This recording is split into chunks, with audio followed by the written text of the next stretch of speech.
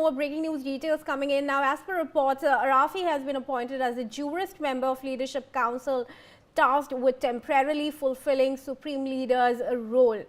More details now coming in as far as the council that's going to elect the new leader or the successor of Khamenei is concerned. Shruti Das Gupta and Wing Commander Sudhakaran continue to stay with us. Wing Commander Sudhakaran, how do you think India should be preparing itself in this current status quo, and what kind of threats is India possibly looking at? See, India has to wake up from its slumber. I've been telling this time and again. People have been telling that this is not possible and that is not possible. Now it is increasingly evident from the kind of results that we are seeing on the battlefront. If this kind of warfare, China is very capable of bringing this to the table. That is where we need to be extra cautious. What we are trying to now overlook is we are trying to pat on our back on a technology which is an illusion.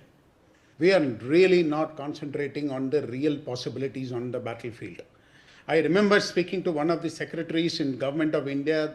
They said, while they are looking at the existential crisis part of the technology, they don't want to sound an alarmist.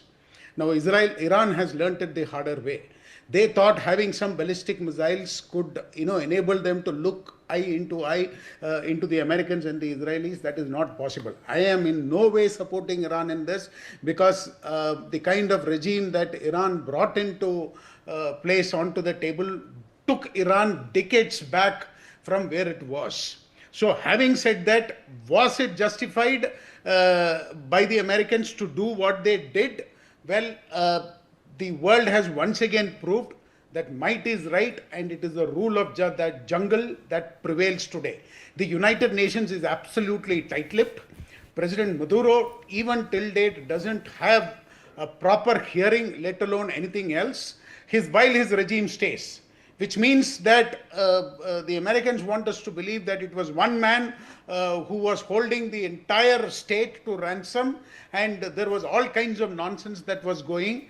The reality was that they wanted the oil of Venezuela. Sure. The same is the choke point that they are looking at in Iran. India is a very, very rich country. It is demographically very rich. It is resource-wise very rich. And that is where we have all the responsibilities to actually look, not get caught in this war. This will end in a few weeks' time from now on, and we all will move on. But there are lessons to be learnt in this campaign. How could this have happened in under 48 hours? As a former man from the armed services who wore the uniform, it is extremely of concern for me, because I know what is the capability available within the system. Within 5 years, nothing drastically could have changed. But looking at what has come to the table, yes, we did amazingly well during Op Sindoor, but mind you, it was a beggar of an army which was against us. Today, India has very big breaking news now coming in. Ayatollah Arafi has been appointed as the interim supreme leader. Shruti, what do we know about his credentials, and given the circumstances in which he has taken over, how much will his appointment really help the IRGC and the Ayatollahs?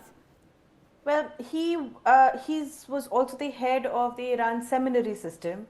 He was known to be able to, he had control of who was getting elected, as in he would vet the election candidates of Iran. So he had that. He is a powerful member of the Guardian Council, but he has no, he's not a heavyweight in terms of the security establishment, as in his IRGC credentials are fine, but not in terms of military. But he is tech savvy, and he's fluent in English and Arabic, and he's written books. He is trusted. He was trusted by Khamenei himself. And so this man is not a newcomer. He's also around, I think, 65 plus, I think 66, 67 years old. And he has a track record of government institutions, and he was a confidant, not just trust, but he was a confidant of Khamenei. So the Arafi would probably take over the mantle in very much the same way and Do continue you very much in think the same Shruti vein. Arafi is going to survive the US and Israel strikes? I do think so now. I think they would now be very wary of what happened. From what I understand from the news reports that are coming out, that pinpointing Khamenei's location was not a one-day job. Yes. They had been tracking his movements via various news clips, via his appearances, through various channels over months.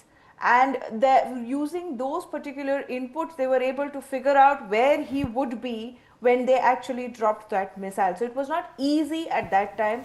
Arafi would now be doubly protected. His information, his whereabouts will be doubly protected. But I have also seen how precise their takedown of the entire Hamas and Hezbollah attacks, where IDF took those heads out one after the other. So they were like, one was down, another was appointed, another was down, another was appointed. Right now, I do not even know who's heading Hamas. It is that tight-lipped now. Now, since Arafi has taken over from Khamenei, they cannot afford to have him face existential threats from Iran, from Israel or USA. He would probably be the most protected man as of now, because he needs to stay alive as a symbol of Iran's continued fight. But even Khamenei was protected, and we all know what has happened.